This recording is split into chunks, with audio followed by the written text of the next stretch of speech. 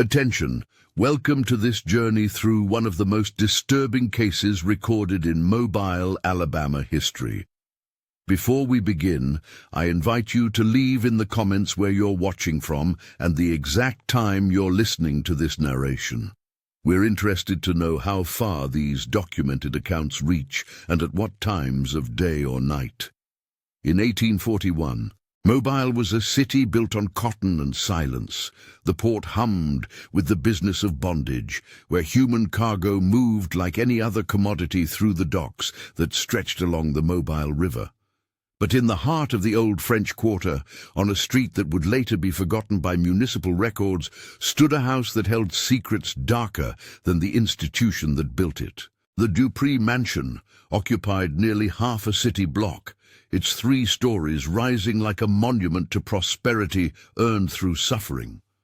Josiah Dupree had purchased the property in 1838, along with 43 enslaved people whose names were recorded only as property in the Mobile County courthouse ledgers. What happened within those walls over the next 3 years would become the subject of whispered conversations that lasted well into the next century. Josiah Dupree was 47 when he arrived in Mobile from Charleston, carrying with him the reputation of a man who understood discipline. Born to a plantation family in South Carolina, he had learned the business of human ownership from his father, who had died leaving him substantial holdings and what neighbors described as particular methods for maintaining order. Those who knew Dupree described him as methodical, quiet, and possessed of an intensity that made even his business associates uncomfortable. The enslaved population on Dupree's property lived in quarters behind the main house, a series of wooden structures that formed a rectangle around a central courtyard. Unlike many properties where families were kept together when convenient, Dupree maintained strict separation. Men occupied one building, women another, and children above the age of 10 were housed separately from their mothers. This arrangement was noted by a visiting Methodist minister who recorded his observations in a letter dated March 1840, preserved today in the Alabama Department of Archives. Among the enslaved was a woman whose name appears in church records as Sarah, though Dupree's property inventories list her only by a number. Sarah had been purchased along with her daughter Mary, who was approximately 18 years old at the time of acquisition. What made their situation notable was not their bondage, which was common, but what witnesses would later describe as Dupree's particular interest in Mary's education. Dupree had established what he called a house school, where selected enslaved children were taught to read and write. This practice, while not unheard of, was unusual enough to draw comment from visitors. The Reverend Thomas McKinnon, who conducted monthly services for the enslaved population, noted in his diary that the level of literacy among Dupree's property was remarkably high. More concerning to McKinnon was what he described as an atmosphere of extreme quiet that pervaded the entire household.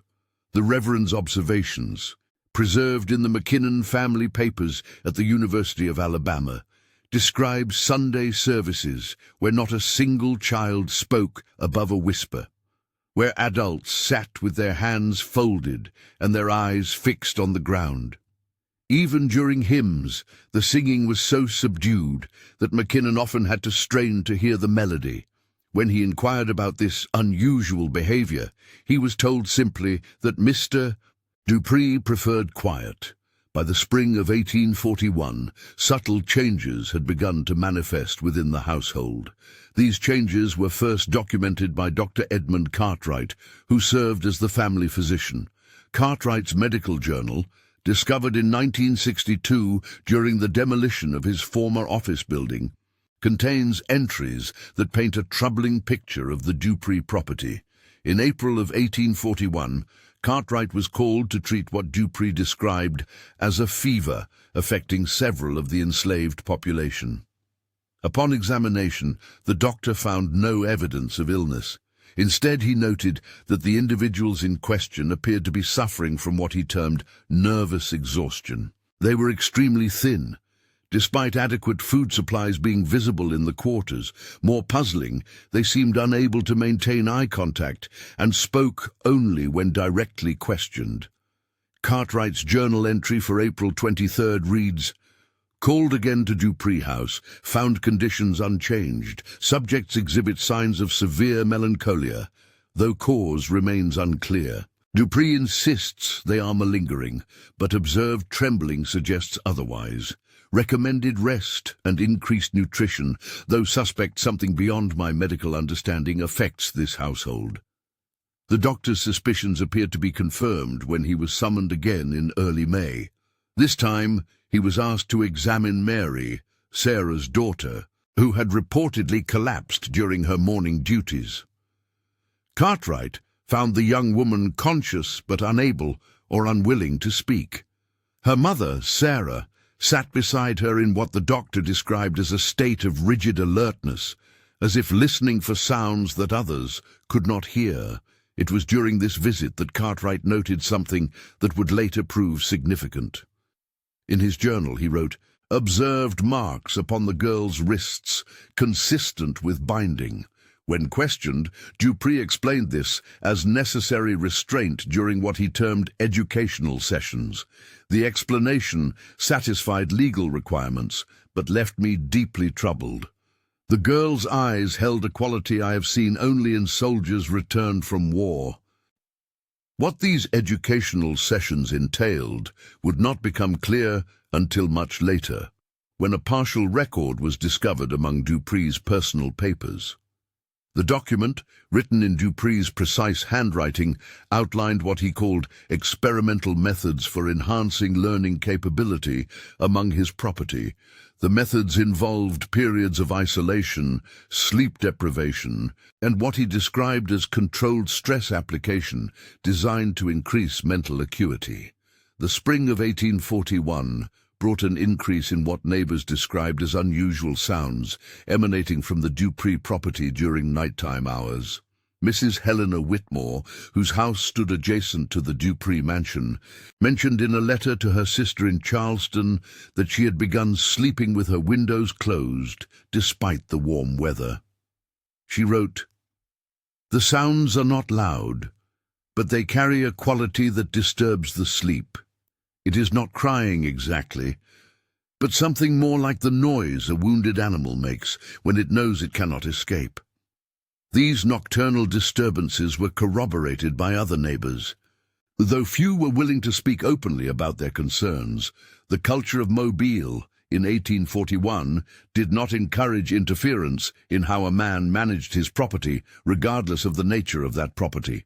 However, private correspondence from the period reveals that discussion of the Dupree household had become a source of whispered speculation among the city's residents. By June, changes in the household had become visible even to casual observers. The enslaved population that had once been seen working in the gardens and maintaining the exterior of the property was rarely visible during daylight hours. When they did appear, witnesses noted that they moved with unusual haste and seemed to communicate only through gestures. A delivery man who regularly brought supplies to the house later told his family that the place had begun to feel like what he called a house of the dead. The isolation of the Dupree property became more pronounced as summer progressed. Dupree, who had previously maintained social connections with other prominent families, began declining invitations and cancelling business appointments. His cotton trading, which had been profitable since his arrival in Mobile, showed signs of neglect as orders went unfilled and correspondence went unanswered. Dr. Cartwright made his final recorded visit to the property on June 30th, 1841. His journal entry for that date is notably brief. Called to Dupree House for emergency, found situation beyond medical intervention, advised immediate consultation with authorities.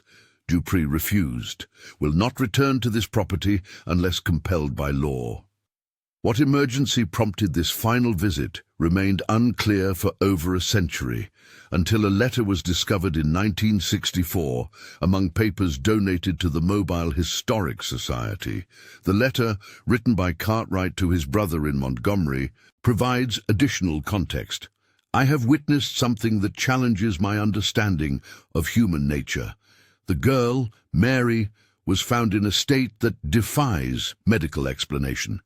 She appeared unharmed physically, yet was completely unresponsive to stimulus. More troubling, her mother sat nearby, watching with an expression of such profound despair that it haunts me still. The letter continues. Dupree's explanation involved what he called advanced training methods, but I observed evidence that suggests something far more sinister. I have recommended that local authorities be informed, but as the subjects are property rather than citizens, I fear little will be done. I pray that God will provide justice where human law proves inadequate. Justice, in the conventional sense, would never come for those trapped within the Dupree household. However, the forces that Dupree had set in motion through his experimental methods were about to manifest in ways that no one could have predicted. On the night of July 15th, 1841, residents throughout the French Quarter were awakened by what several described as the sound of breaking glass. The noise appeared to originate from the direction of the Dupree mansion, though no one reported seeing lights or other signs of disturbance. When morning came, neighbors noticed that the usual sounds of activity from the property were absent. Mrs. Whitmore, whose bedroom window faced the Dupree house, later told investigators that she had seen a figure moving in the upstairs windows during the early hours of July 16th. The figure appeared to be searching for something, moving from room to room with what she described as desperate urgency. By sunrise, even this activity had ceased, leaving the mansion silent and apparently empty. When Dupree failed to appear for a scheduled business meeting on July 17th, concerned associates requested a welfare check by local authorities.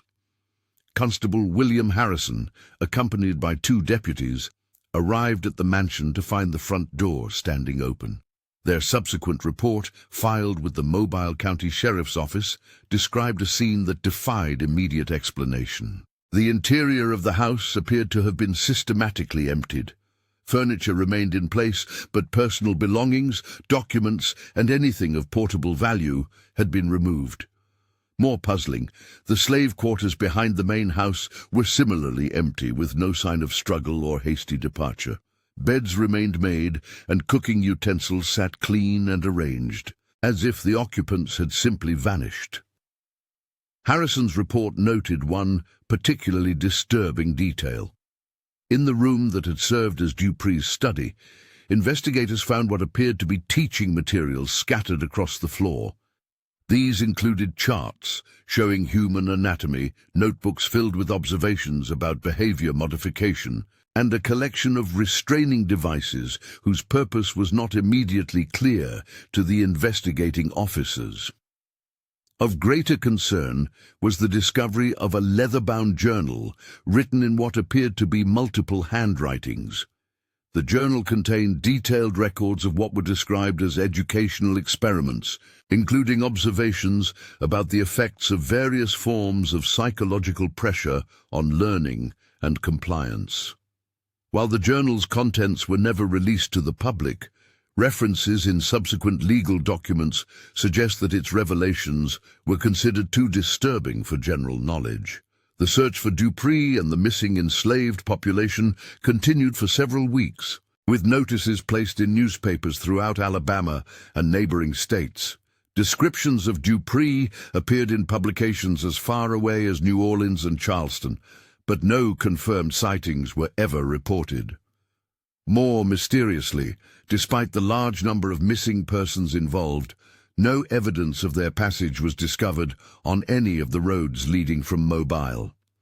As summer turned to autumn, speculation about the fate of the Dupree household began to center on the possibility that some form of organized escape had occurred.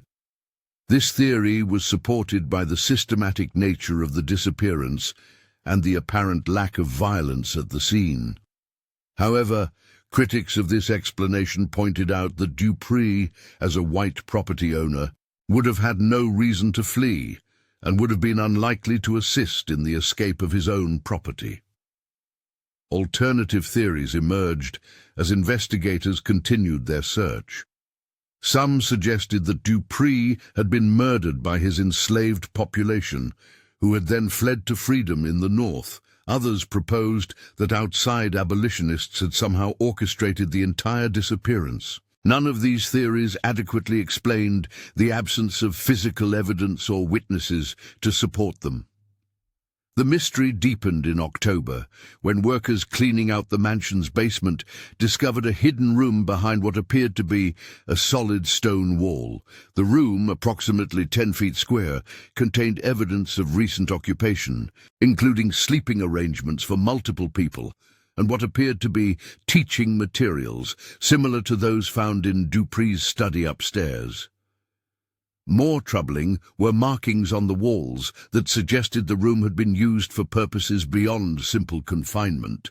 These markings, described in official reports as tally marks and crude drawings, seemed to indicate that occupants had attempted to track the passage of time and record their experiences. Some of the drawings depicted scenes that investigators found too disturbing to document in detail. The discovery of the hidden room prompted a more thorough search of the property, revealing a network of passages and concealed spaces throughout the mansion. These hidden areas appeared to have been constructed during the original building of the house, suggesting that they were part of Dupree's plan from the time of his arrival in Mobile. Within these passages, investigators found evidence that the house had been used for purposes that went far beyond conventional slavery. Documents discovered in a concealed compartment described what Dupree called psychological restructuring experiments, designed to test the limits of human adaptability and compliance. The documents included detailed observations of subjects' responses to various forms of isolation, manipulation, and controlled trauma. One document, written in Dupree's hand, described his belief that human consciousness could be fundamentally altered through the application of carefully calibrated stress. He theorized that subjects exposed to specific combinations of isolation, unpredictability, and psychological pressure would eventually reach a state where their original personality ceased to exist, leaving them completely malleable to new conditioning. The document outlined a systematic program for achieving this psychological reconstruction, including specific timelines for different phases of the process. According to Dupree's notes, the initial phase involved complete isolation combined with unpredictable periods of interaction designed to create dependence on the experimenter. Subsequent phases involved increasingly complex forms of psychological manipulation aimed at erasing the subject's sense of individual identity. Most disturbing were Dupree's observations about the effectiveness of his methods. He noted that subjects who completed the full program became what he described as perfect instruments of compliance, capable of performing complex tasks while maintaining complete emotional detachment from their actions. He viewed this as a breakthrough in the management of human property that could revolutionize the entire system of slavery. The discovery of these documents prompted state authorities to launch a more extensive investigation, but by then, the trail had grown cold. Months of searching had produced no evidence of Dupree's whereabouts or the fate of those who had disappeared with him. The investigation was officially closed in December 1841, with the case classified as an unsolved multiple disappearance. However, the story of the Dupree mansion was far from over. In the years that followed, the property remained empty, as potential buyers were deterred by its reputation and the disturbing discoveries made during the investigation. Local residents reported ongoing strange occurrences around the abandoned house, including unexplained sounds and the appearance of lights in windows, despite the absence of electrical power or gas lines. These reports persisted through the 1840s and into the 1850s, creating a local legend that would influence the neighborhood for decades to come. Children were warned to avoid the property, and adults who had business in the area reported feeling an inexplicable sense of unease when passing near the mansion. In 1856, the property was finally purchased by the Mobile Municipal Authority, which announced plans to demolish the mansion and construct a public building on the site. However, during the demolition process, workers made discoveries that would revive interest in the Dupree mystery and add new dimensions to an already complex case. As workers began tearing down the interior walls, they uncovered additional hidden spaces that had not been found during the original investigation. These areas contained what appeared to be the remnants of living quarters designed for long-term occupation by multiple people. More significantly, they found evidence suggesting that these spaces had been occupied after Dupree's disappearance. Among the items discovered were pieces of clothing and personal belongings that did not match descriptions of items missing from the original investigation. More puzzling were documents written in various handwritings that appeared to chronicle events occurring months and possibly years after the July 1841 disappearance. These documents, fragmented and often illegible, seem to describe an ongoing situation involving people hiding within the hidden passages of the mansion. The writers referred to themselves using numbers rather than names, and described a daily routine that involved careful coordination to avoid detection by people they called outsiders. One legible fragment, dated what appeared to be December 1841, described the death of someone referred to as Number 7 and the need to dispose of remains without alerting authorities. Another fragment, possibly from 1842, discussed the challenge of obtaining food without revealing their presence to neighbors who believed the house to be empty. Most intriguing was a longer document that appeared to be a letter never sent, describing the writer's gradual realization that escape from their situation might be impossible. The letter referenced something called the program and suggested that those hiding in the mansion had been conditioned to fear the outside world more than their current circumstances. The letter read, in part, "We know that others believe us to be missing, but they cannot understand that we no longer belong in their world. The program has changed us in ways that make normal life impossible. We hear their voices sometimes calling for us, but we cannot respond. We are no longer the people they seek." These discoveries prompted renewed official interest in the Dupree case, but by 1856, most of the original investigators had died or moved away. New investigators lacked the context necessary to understand the significance of the findings, and their subsequent report dismissed the hidden documents as possibly fraudulent or the work of transients who had occupied the building after its abandonment. The demolition of the mansion was completed in 1857, and a courthouse was constructed on the site. However, workers involved in the construction reported ongoing difficulties with the project, including tools that disappeared overnight and unexplained structural problems that delayed completion for nearly a year. These problems were attributed to the challenging nature of the construction site, which required extensive excavation to remove the foundations of the original mansion. During this excavation, workers discovered what appeared to be additional basement levels that had not been documented in the original building plans. The lower basement contained evidence of extensive modification, including reinforced walls and what appeared to be ventilation systems designed to support long-term human occupation. More disturbing were markings on the walls similar to those found in the hidden room upstairs, but in much greater quantity and complexity. These markings appeared to represent some form of record-keeping system, with different sections of wall devoted to tracking various types of information.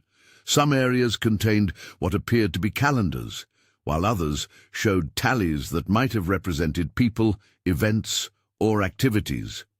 The sheer volume of markings suggested that they had been created over a period of several years. Construction supervisors decided to fill in the lower basement rather than attempt to incorporate it into the new building's foundation. This decision was made partly for structural reasons, but also because workers had begun refusing to enter the lower level, citing an oppressive atmosphere that made them physically uncomfortable. The courthouse construction was completed in 1858, and the building served the community for the next century. However, staff who worked in the building reported ongoing unusual experiences, including unexplained temperature variations, sounds that seemed to originate from within the walls, and a general atmosphere of unease that was particularly noticeable in the basement areas.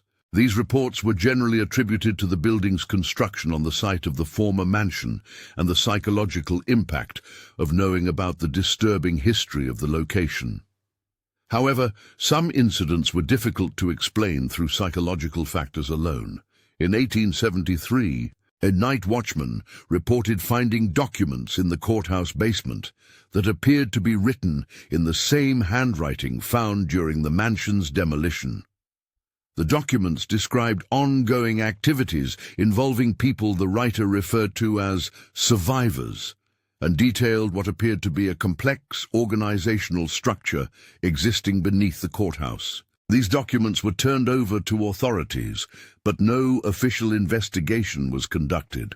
The prevailing view was that the documents were either hoaxes created by someone familiar with the mansion's history, or the work of a disturbed individual attempting to perpetuate the local legend. However, private correspondence from the period suggests that some officials took the documents seriously. A letter from the county sheriff to the state attorney general, discovered in 1963, requested guidance on how to proceed with what he described as credible evidence of ongoing criminal activity related to the Dupree case. The response from the state level was to classify any materials related to the case as sensitive and to discourage further investigation without specific authorization from state authorities. This directive effectively ended local interest in pursuing the matter, and subsequent discoveries were either ignored or handled through unofficial channels. As the 19th century progressed, mobile grew around the courthouse site, and the immediate memory of the Dupree mansion began to fade. However, certain aspects of the case continued to surface in unexpected ways, suggesting that the story was far from concluded.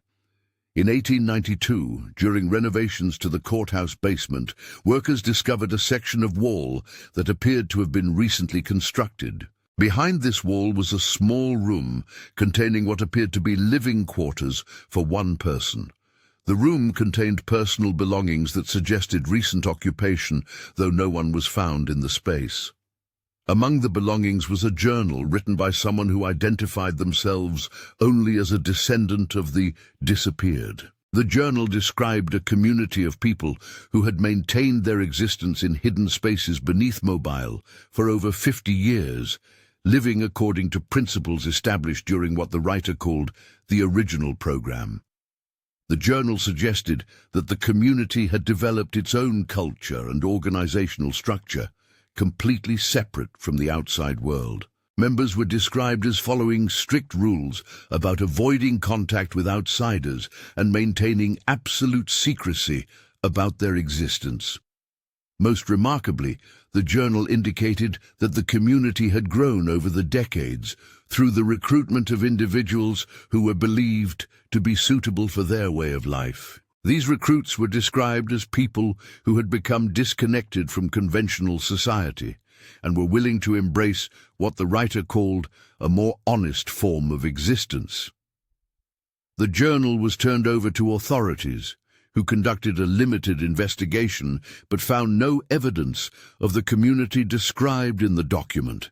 Official reports concluded that the journal was likely a work of fiction created by someone with detailed knowledge of the Dupree case history. However, the investigation did reveal that similar discoveries had been made during other construction projects throughout Mobile over the preceding decades. In each case, evidence suggested the presence of people living secretly within the city's underground spaces, but no individuals were ever apprehended or identified. These discoveries followed a consistent pattern: hidden rooms or passages containing evidence of recent occupation, personal belongings suggesting long-term residence, and documents describing a hidden community with connections to the original Dupree case. In each instance, the spaces were found empty, as if the occupants had somehow detected the investigation and fled before discovery. By the turn of the 20th century, the Dupree case had evolved from a historical mystery into something approaching an urban legend. Stories about the hidden community beneath Mobile were passed down through families and incorporated into local folklore, though most residents treated them as entertaining fiction rather than historical fact. However, certain individuals continued to take the stories seriously, and private investigators occasionally attempted to locate evidence of the underground community. These efforts were generally unsuccessful, though some investigators reported finding traces that suggested the stories might have a basis in reality. In 1938, nearly a century after Dupree's disappearance, a significant discovery was made during the construction of a subway system beneath downtown Mobile. Workers uncovered what appeared to be an extensive network of tunnels and chambers that showed clear evidence of human modification and long-term use. The tunnels connected various points beneath the city, including the area where the Dupree mansion had once stood. Some chambers contained what appeared to be living quarters, workshops, and storage areas that suggested a sophisticated underground community had existed beneath Mobile for an extended period. Most remarkably, some areas showed evidence of recent activity, including fresh food supplies, modern clothing, and documents dated within the previous year. This suggested that whatever community had originated from the Dupree case might still be active beneath the city. However, before a thorough investigation could be conducted, city authorities made the decision to seal the tunnels and classify the discovery as a security matter. Official records from the period indicate that this decision was made on the advice of federal authorities, who viewed the tunnel system as a potential security risk. The sealing of the tunnels marked the end of official interest in the Dupree case and its possible continuation. However, private researchers continued to investigate the story, and their work would eventually reveal connections between the original disappearance and other unexplained events throughout the Southeast. In 1947, Dr. Margaret Harrison, a historian researching antebellum Mobile, discovered correspondence between various officials in Alabama, Mississippi, and Georgia that referenced similar disappearances occurring throughout the region during the 1840s and 1850s. These cases shared common elements with the Dupree situation, including the disappearance of entire households and the subsequent discovery of hidden spaces and disturbing documents. Dr. Harrison's research suggested that Dupree's experiments might have been part of a larger network of individuals conducting similar activities throughout the antebellum South. Her findings indicated that these individuals maintained correspondence with each other and possibly coordinated their efforts to develop what they viewed as improved methods of human control.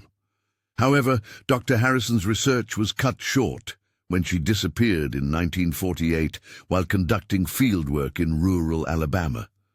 Her notes, recovered from her hotel room, indicated that she believed she had identified the location of an active community connected to the original experiments.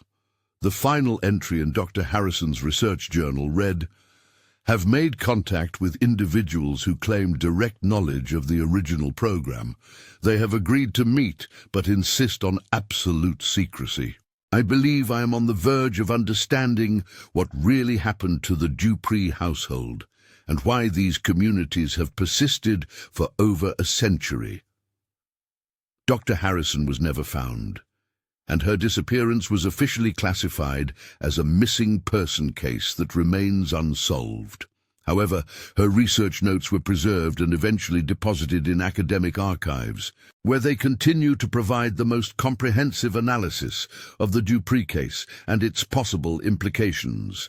The research revealed that the psychological techniques described in Dupree's documents were remarkably advanced for their time and showed understanding of principles that would not be formally recognized by mainstream psychology for several decades. This suggests that Dupree and his associates were conducting sophisticated research into human behavior that went far beyond the crude methods typically associated with slavery.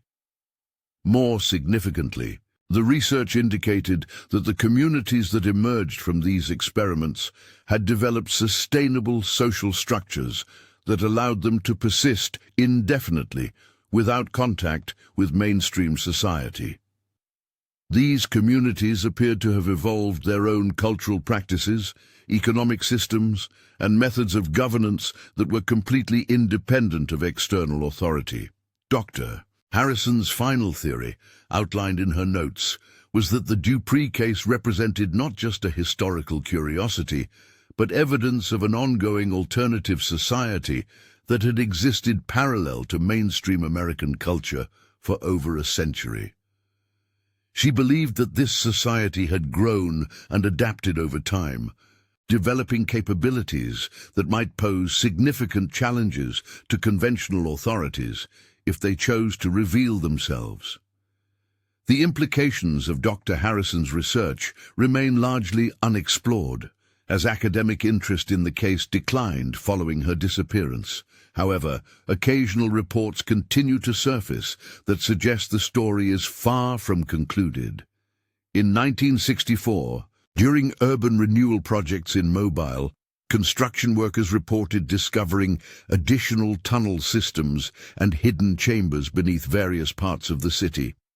These discoveries were quickly classified by authorities, and public information about them was limited to brief mentions in local newspapers. However, private correspondence from workers involved in these projects, discovered years later, described finding evidence of current occupation in some of the underground spaces.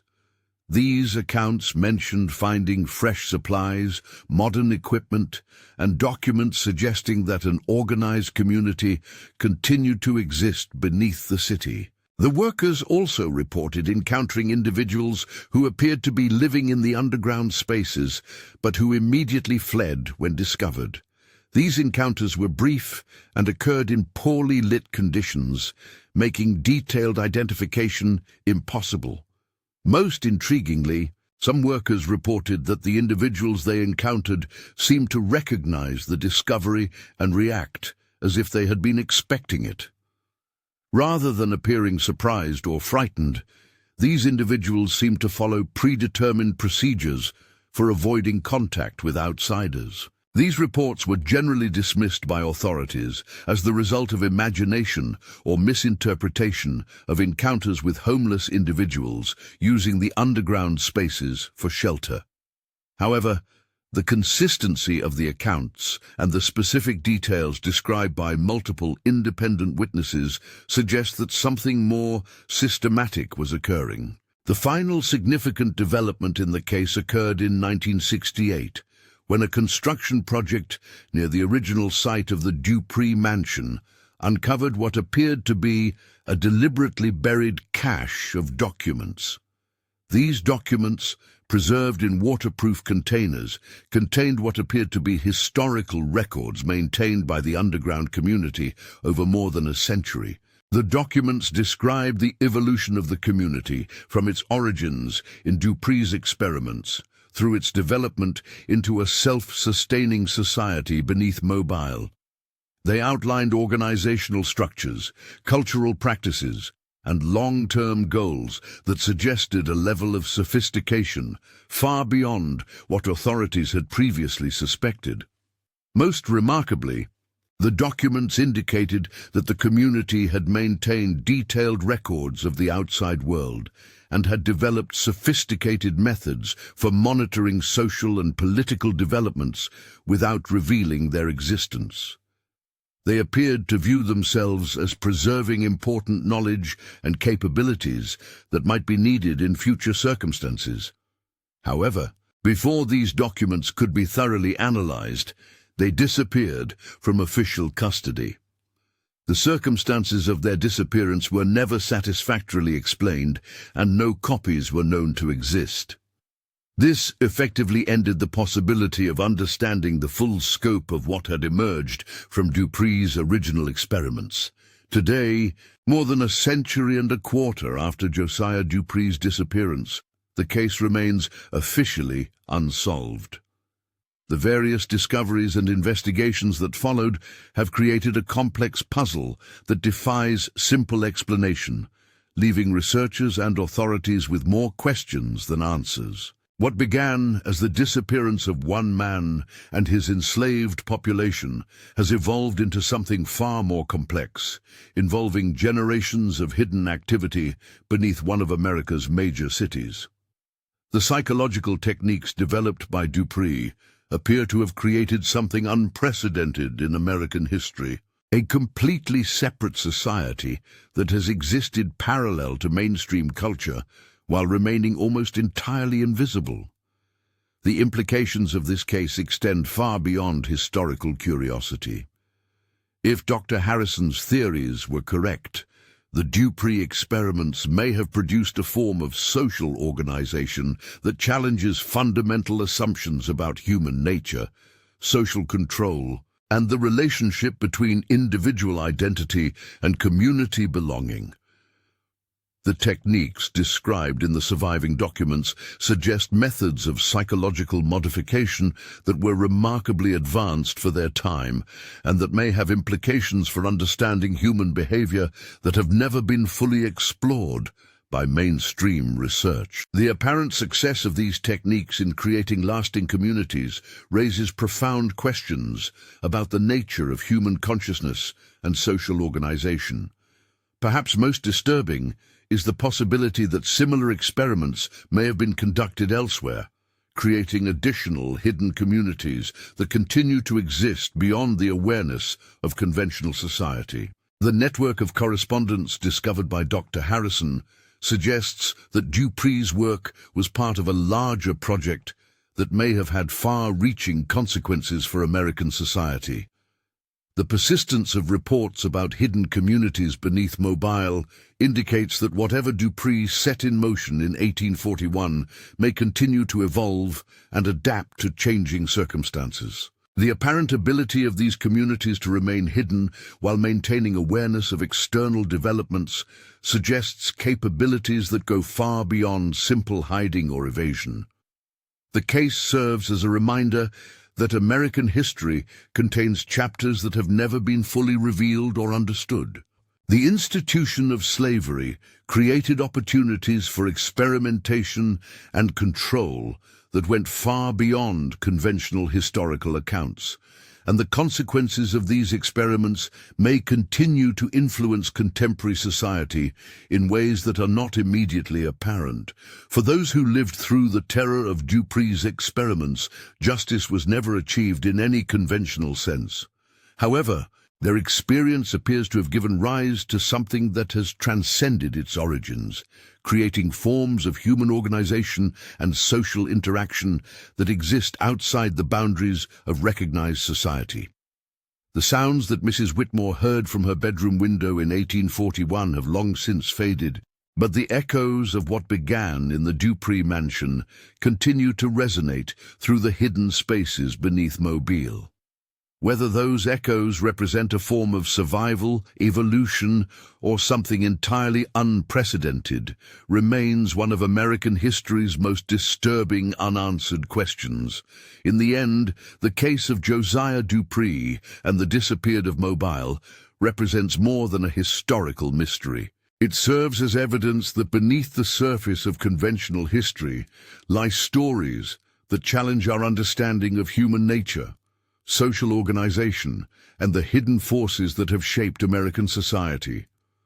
The full implications of these stories may never be completely understood, but their influence continues to ripple through time, creating questions that each generation must confront in its own way. The courthouse that stands on the site of the Dupree mansion continues to serve the people of Mobile, its daily operations proceeding normally above foundations that may hold secrets too profound for easy comprehension. Below the courthouse, in spaces that official records claim do not exist, the legacy of 1841 continues to unfold according to its own mysterious logic. And in the quiet moments between the everyday business of justice and governance, those who work in the building sometimes pause to listen to sounds that seem to come from within the walls themselves, carrying echoes of a story that began with one man's vision of perfect human control and evolved into something that transcends the boundaries between past and present, between the recorded and the hidden, between the living and those who exist in spaces where conventional definitions no longer apply.